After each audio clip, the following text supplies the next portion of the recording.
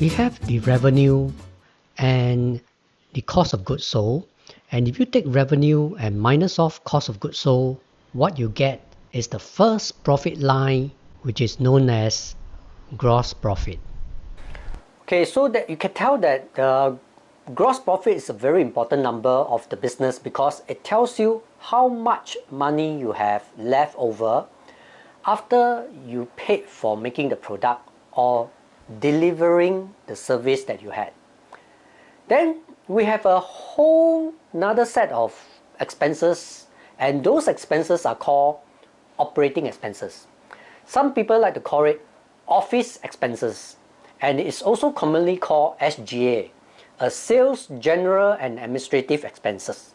So what does that represent? That represents everything else. Three categories that are often used in business are sales and marketing, finance and accounting, and then of course HR, legal, corporate management, all those kind of things. And sometimes we even put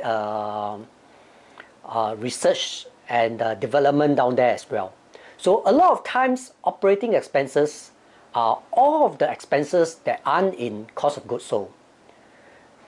So in other words, those that are not directly associated with the product. Now if we take our gross profit and subtract our operating expenses, we get another profit number, and that profit number is called operating income or operating profit. Some people also call it operating earning. We also use an acronym for that. We call it EBIT, earning before interest and taxes.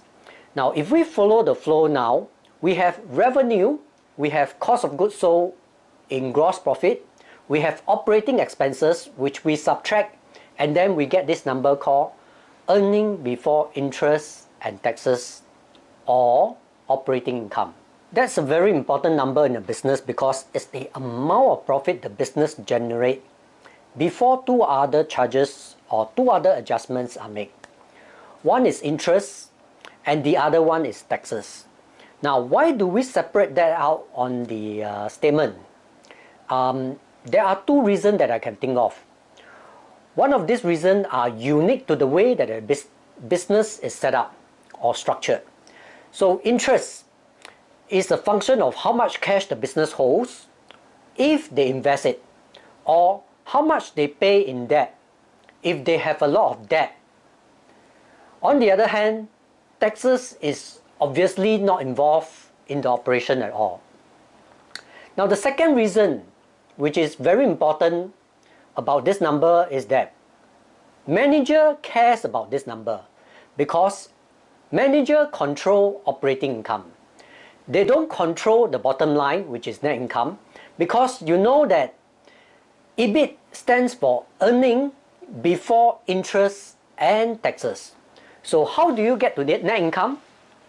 Well, simply put, you adjust for interest and you adjust for taxes. Then you have net income. And guess what? That bottom line net income is always double underlined. That's a simple flow of an income statement.